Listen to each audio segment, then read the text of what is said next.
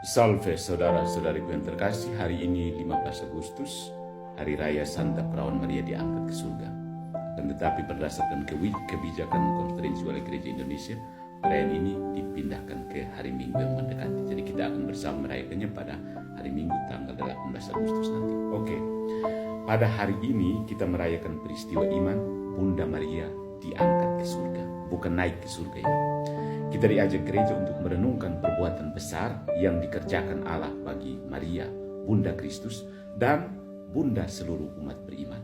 Kita percaya bahwa Maria telah dipilih Allah sejak awal mula untuk menjadi Bunda putranya Yesus Kristus. Untuk itu Allah menghindarkan dia dari noda dosa asal dan mengangkatnya jauh di atas para malaikat dan orang-orang kudus. Gereja percaya bahwa Allah mengangkat Maria ke surga dengan jiwa dan badan karena perannya yang luar biasa dalam karya penyelamatan dan penebusan Kristus. Kebenaran ini dimaklumkan sebagai dogma dalam konstitusi apostolik Munificentissimus Deus oleh Paus Pius ke-12 itu pada tahun 1939 sampai 1958 pada 1 November 1950. Maklumat ini dapat dipandang sebagai mahkota dari perkembangan devosi dan teologi seputar masalah ini. Dogma ini, Maria diangkat ke surga, sama sekali tidak menentukan apa-apa sehubungan dengan kematian Maria. Tidak diketahui secara pasti apakah perawan terberkati ini meninggal, tetapi kalau itu terjadi, kematiannya tentu tidak disertai dengan ketakutan dan penderitaan, sebagaimana biasanya dialami manusia. Bahkan sebaliknya, kematian itu diliputi ketentraman dan kegembiraan sebagai suatu perpindahan dari dunia ke dalam keabadian. Dogma ini pada hakikatnya bertumpu pada iman umat sejak dahulu kala, bukannya pada satu teks Alkitab tertentu. Jadi di timur itu ada yang namanya Pesta Dormition of Saint Mary, tertidurnya Maria, tertidurnya Theotokos.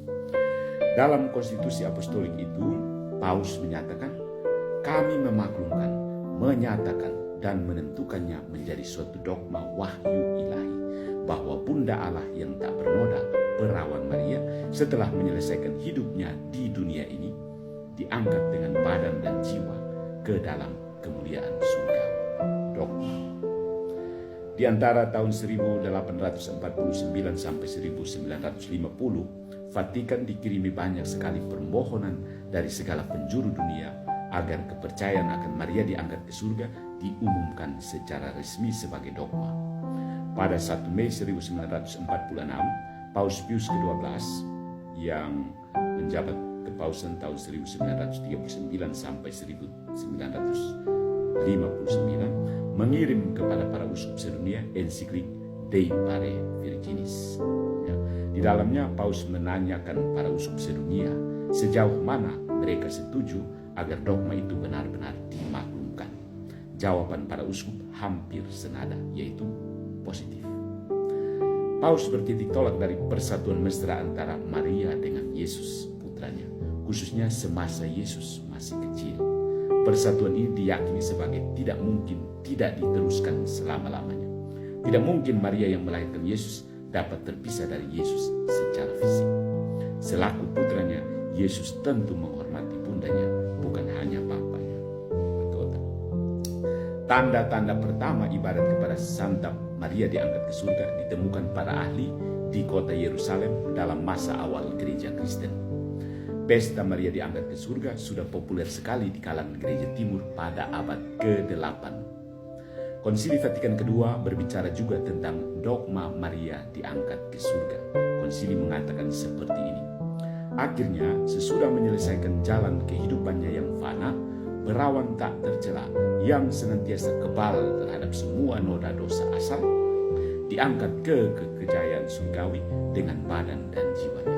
Lumen Gentium artikel 59. Bunda Yesus telah dimuliakan di surga dengan badan dan jiwa dan menjadi citra serta awal penyempurnaan gereja di masa datang. Begitu pula dalam dunia ini sampai tiba hari Tuhan. Bandingkan 2 Petrus bab 3 ayat 10. Ia bersinar gemilang sebagai tanda harapan yang pasti dan tanda hiburan bagi umat Allah yang sedang berziarah.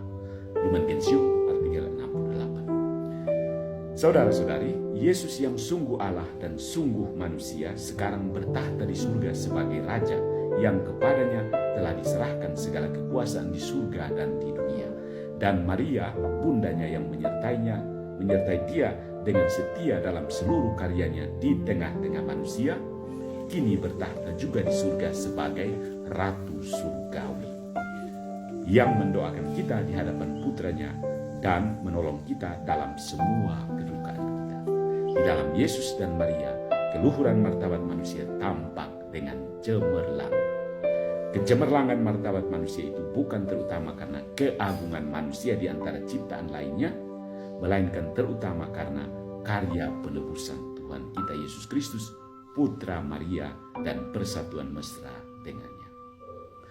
Pengangkatan Maria ke surga dengan badan dan jiwa menunjukkan juga kepada kita betapa tingginya nilai tubuh manusia di hadapan Allah karena penebusan Kristus dan persatuan erat mesra dengan Dia.